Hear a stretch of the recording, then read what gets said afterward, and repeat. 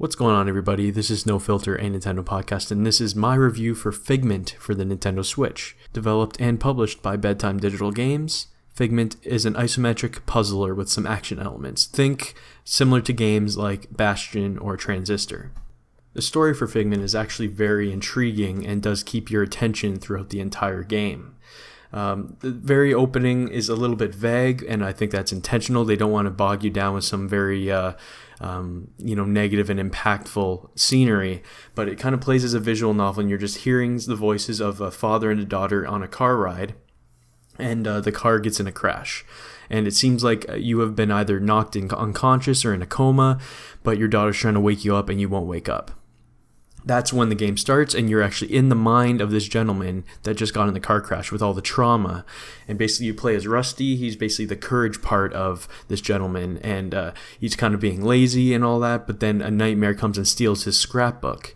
And basically you're playing as Rusty, you just want to find your scrapbook, nothing too serious, but you know in the back of your mind the reason why these nightmares are there, and all this trauma is because of this car crash, and his whole imagination is now corrupt and messed up with these nightmares that are all throughout the imagination. So you play as Rusty and pal Piper, and you guys are trying to save this guy's imagination, or in Rusty's eyes, trying to find his scrapbook. As far as the gameplay goes, again, it is very similar to a game like Bastion, although it does have a lot less focus on the actual combat. The combat is very basic as well. You know, the enemies aren't anything too crazy. They do have some interesting patterns, but there's not like there's too many of them.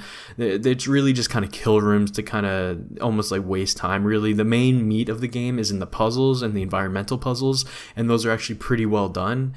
However, for me, I did find they did repeat a little bit too often. There's a lot of windmills that kind of blow away this nightmare gas that kind of blocks certain areas, or you're a lot of collecting something and then fitting that into something else to then like turn a gear or something like that to lower a bridge, kind of a thing. You know, it's a lot of that kind of stuff that repeats. But I think, again, if you like these type of isometric puzzlers like this, or like a Bastion or other games like this, I feel like this might be for you. And I did definitely enjoy it, but I think just over the, I believe, 6 to 7 hour experience, it did start to repeat a little bit. Other than that, again, the combat was a little bit basic in a lot of instances. It's just kind of mashing the Y button whenever you're near an enemy, right? And then you collect health orbs to heal yourself, but I don't think I've ever died from actual combat in the game. It's nothing too crazy. Again, it's mainly about the puzzling, and the puzzles really are where this game shines. The presentation for the game is another thing that the game really shines in.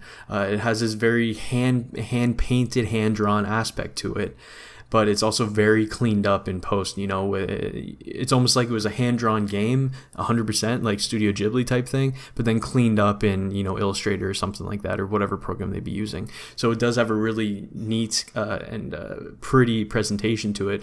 And I think the best part about it, though, is the actual design, the aesthetic of the world and the imagination.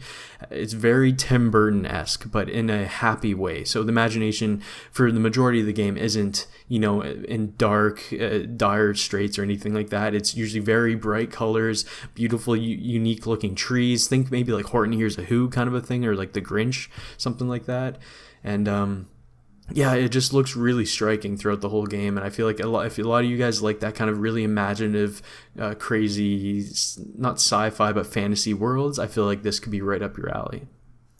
But yeah, so I'm trying to keep these reviews short, but my overall thoughts, again, I really like the story, and I like that a game like this, where usually you have these games that are puzzlers like this, and you wouldn't really have much of a story that drags you through the game or anything, but this one definitely has a story that you stay invested in, and I did really enjoy the presentation. And if I'm ever feeling like a good puzzle game in this vein, this is definitely a good worthwhile purchase for that. But if you're not into these type of games, definitely stay away. This game doesn't do anything overly special or unique, but if you just want a solid experience in that kind of a genre, this is you can't go wrong here. So that's my review for Figment for Nintendo Switch. I want to thank you guys for watching, and I will see you all next time.